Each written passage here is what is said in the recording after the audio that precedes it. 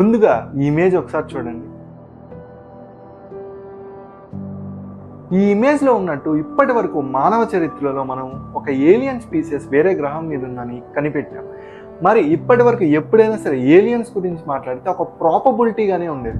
But అది ఇప్పుడు నిజమైంది. నాసా 1958లో స్టార్ట్ అయింది. ఇప్పటి వరకు 67 సంవత్సరాలు పూర్తయి. ఇప్పటి వరకు వాళ్ళ నుంచి మనకి ఎలాంటి ఇన్ఫర్మేషన్ రాలేదు. బట్ వాళ్ళు రీసెంట్గా 2025 సెప్టెంబర్ 10న ఒక అనౌన్స్మెంట్ చేశారు. అదే మార్స్ గ్రహంపై వాళ్ళకి బయో సిగ్నేచర్స్ దొరికాయని. దీని ద్వారా అక్కడ జీవం ఉందని తెలుస్తుంది. మరి ఈ జీవం ఎలా ఉంటుందో అది మాత్రం ఇంకా తెలియదు. దాని మీద రీసెర్చ్ జరగాల్సి ఉంది.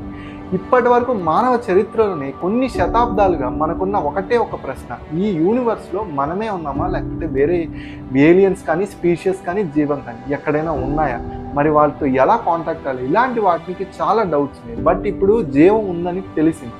దీనివల్ల మనకి చాలా క్వశ్చన్స్ రేజ్ అవుతాయి. అండ్ ఇంకోటి వచ్చేసి ఇప్పుడు మార్స్ మీద జీవం ఉందని తెలిసింది. బట్ ఇక్కడ మనము ప్లానింగ్ చేసుకున్నాం కదా అక్కడ నివసించాలని చెప్పి. బట్ దాని మీద ఎంత ఇంపాక్ట్ పడుతుంది దాని గురించి కూడా మాట్లాడుకోవాలి. ఈరోజు వీడియోలో దీనికి సంబంధించి డీటెయిల్గా ఎక్స్ప్లెయిన్ చేస్తాను. సో ఎవరైనా కొత్తగా చూస్తుంటే ఫస్ట్ లైక్ చేసి కామెంట్ చేసుకోండి. సబ్స్క్రైబ్ చేసుకోవడం మాత్రం మర్చిపోవద్దు. మీరు జస్ట్ లైక్ చేసి సబ్స్క్రైబ్ చేసుకుంటే ఈ వీడియో ఇంకొంతమందికి రీచ్ అవుతుంది. నేను కూడా మంచిగా మీకు కంటెంట్ ఇవ్వను. సో లేట్ చేయకుండా వీడియోలోకి వెళ్ళిపోతాం. సైన్స్ ఎప్పుడైనా సరే మార్స్ మీద జీవం గురించి మాట్లాడినప్పుడు అదొక కల్పితంగానే చూస్తుంది. కానీ ఇప్పుడు కథ మొత్తం మారిపోయింది. అక్కడ మనకి జీవం దొరికింది. ఇది చాలా ఏళ్ల క్రితమే స్టార్ట్ అయింది. 1984 డిసెంబర్ 27న అంటార్క్టికాలో ఒక స్పెషల్ మెట్రాయిడ్ అయితే పడింది. ఇది మార్స్ నుంచి వచ్చింది. ఈ మెట్రాయిడ్లో మనకి మార్స్కి సంబంధించిన జీవాలు కూడా దొరికాయి. అసలు ఏమైందంటే అంటార్క్టికాలో ఈ రాయి ఉండేది. యాంట్స్మెంట్ టీమ్ అని వాళ్ళు సెర్చ్ చేసేవాళ్ళు మెట్రాయిడ్స్ కోసం. వాళ్ళకి ఈ రాయి దొరికినప్పుడు ఇది ఈ ప్రాంతానికి సంబంధించింది కాదని వాళ్ళు ఆల్రెడీ కనిపెట్టారు. ఈ యాంట్స్మెంట్ టీమ్ అంటే ఏం లేదు, Antarctica search for meteoroids team. ఇది ఒక నేషనల్ సైన్స్ ఫౌండేషన్. ఇది ఎక్కువగా మెట్రాయిడ్స్ని సెర్చ్ చేస్తూ వెతుకుతూ ఉంటారు. అంటార్క్టికాలో ఎక్కువగా మెట్రాయిడ్స్ ఉంటాయి. వాళ్ళకి ఈ మెట్రాయిడ్ అయితే దొరికింది. ఇది ఈ ప్రాంతానికి చెందింది కాదు, అలాగే ఇది ఒక స్పెషల్గా ఉండేది. బట్ ఇక్కడ ఏమైపోయిందంటే వాళ్ళు 1984లో ఈ రాయిని అయితే కనిపెట్టారు. దాంతో ఆ మెట్రాయిడ్కి వాళ్ళు AH84001 అని పేరు పెట్టారు. వాళ్ళు రేడియో యాక్టివ్ మెట్రిక్ ద్వారా వీళ్ళు ఈ ఏజింగ్ గ్రూప్ ఎంత పాతదని తెలుసుకుందామని ట్రై చేస్తే ఈ మెట్రాయిడ్ అనేది 17 మిలియన్ ఏళ్ల క్రితం మార్స్ మీద ఉన్నట్టు వీళ్ళకి తెలిసింది. ఈ రాయి మార్స్ గ్రహం మీద ఉన్నప్పుడు అక్కడ ఏదైనా ఒక మెటరాయిడ్ దీన్ని ఢీకొనింది. దాంతో ఇది ఈ అంతరిక్షంలోకి వెళ్ళిపోయింది. అక్కడే తిరుగుతూ ఉండేది. 13 ఏళ్ల క్రితం ఇది మన ఈ భూమిపైకి వచ్చి పడింది. కానీ సైంటిస్టులకి దీని వయసు కన్నా ఒక ఇంట్రెస్టింగ్ విషయం తెలిసింది. దీన్ని వాళ్ళు టెస్ట్ చేసినప్పుడు ఈ రాయిలో వాళ్ళకి నీళ్ళకి సంబంధించిన లిక్విడ్ ఫామ్ ఉన్నట్టు వాళ్ళు తెలుసుకున్నారు. అంటే మార్స్ గ్రహంపై ఎప్పుడైతే వాటర్ అనేది లిక్విడ్ ఫామ్లో ఉంటుందో ఆ టైం నుంచి ఈ రాయి అనేది ఎగ్జిస్టెన్స్లో ఉంది. అంటే అప్పటికి నీరు అనేది ఉంది అని. ఒకవేళ నీరు నిజంగా ఆ టైంలో లిక్విడ్ ఫామ్లో ఉంది అంటే అక్కడ జీవం ఉండే ఛాన్స్, ఎక్కువ ఛాన్స్ ఉంటుంది ఖచ్చితంగా.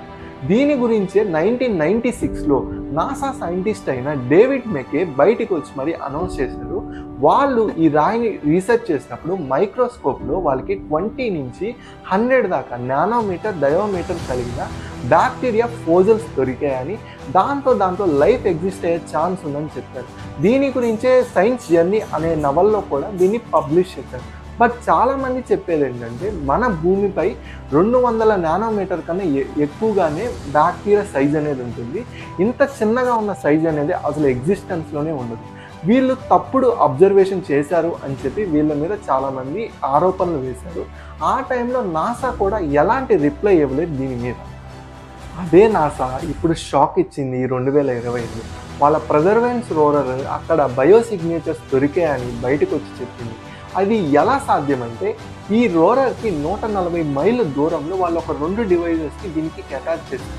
ఒకటి వచ్చేసి పిక్సర్. ఇది ఎక్స్రే ద్వారా శాంపుల్స్కి మైక్రో లెవెల్లో కెమికల్ రియాక్షన్ అనాలిసిస్ చేస్తుంది. రెండోది వచ్చేసి షెర్లాక్.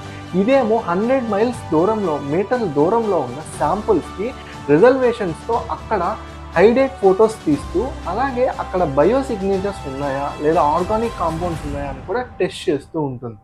దీని తర్వాతే 2024 జూలై 18న అక్కడ జార్జియస్ గ్రాచ్ అలాగే షయా వాల్స్ దగ్గర ఒక రాయి ఫోటో తీసినప్పుడు అక్కడ లియో స్పాట్లో వాళ్ళకి బ్లాక్ అండ్ వైట్ స్పాట్స్ కనబడ్డాయి. ఈ రియాక్షన్స్ దేనివల్ల వస్తాయంటే అక్కడ ఏమన్నా కెమికల్ రియాక్షన్ జరిగితే వస్తుంది.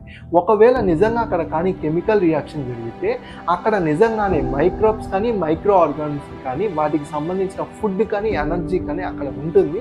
సో లైఫ్ ఎగ్జిస్ట్ అయ్యే ఛాన్స్ కూడా అక్కడ దొరుకుతుంది. నాసా రీసెంట్గానే రిపోర్ట్స్ని కన్ఫర్మ్ చేసింది. వాళ్ళకి అక్కడ వివినిటీ అలాగే జార్జిటీ అనే 2 మైక్రో ఆర్గానిజమ్స్ అనేవి వాళ్ళకి దొరికాయి.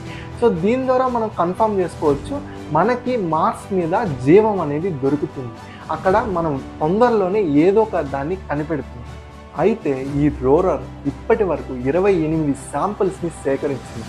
వాటిని టైటాన్ సీల్ చేసి మరీ భద్రపరిచింది. ఇవి ఎన్నో ఏళ్ళు ఇంకా సేఫ్గానే ఉంటాయి. ఈ నాసా ఈ శాంపుల్ మిషన్ రిటైర్ ద్వారా మన భూమి మీదకి తేవాలని చూస్తుంది. ఇది ఒక పెద్ద రోవర్ ఒక మినీ రోవర్తో కలిసి మన భూమి మీదకి వస్తుంది. 2030 లోపల ఈ శాంపుల్స్ని మన భూమి మీదకి తేవాలని వాళ్ళు ప్రయత్నిస్తున్నారు. ఈ విషయం తెలిసిన తర్వాత నాకు సంతోషం కన్నా ఎక్కువ భయం వేసింది. ఎందుకంటే ఇంత చిన్న సౌరమండలంలో మనమే కాకుండా వేరే జీవ సంస్కృతి ఉందని మనకు తెలిస్తే మనమైతే ఒంటరి వాళ్ళం కాదని తెలుస్తుంది. ఈ అంతులేని సౌరమండలంలో ఎన్నో సంస్కృతులు ఉన్నాయని మనకు తెలిస్తే వాళ్ళ శక్తులు మనకన్నా ఎక్కువ ఉండొచ్చు. అలాంటి వాళ్ళు మనం ఉన్నామని కనుక్కొని మన దగ్గరికి వచ్చినప్పుడు అలాంటి వాళ్ళ ముందు మనం నిలవగలం. ఇలాంటి ప్రశ్నలు చాలా వస్తాయి. మరి ఈ డిస్కవరీ అనేది మీకు ఎలా అనిపించింది? మీరేమనుకుంటున్నారు? కామెంట్ చేయడం మాత్రం మర్చిపోవద్దు. వీడియో నచ్చితే లైక్ చేసి సబ్స్క్రైబ్ చేసుకోండి. ఇది చిన్న ఛానల్, జస్ట్ మీరు ఒక లైక్ చేసి సబ్స్క్రైబ్ చేసుకోండి. ఇంకొంతమందికి రీచ్ అవుతుంది. ఇంకా నాకు సపోర్ట్ దొరికితే ఇంకొంచెం మంచి వీడియోస్ చేయండి. సో ఇంతవరకు వీడియో చూసారంటే చాలా థ్యాంక్స్ ఫర్ వాచింగ్.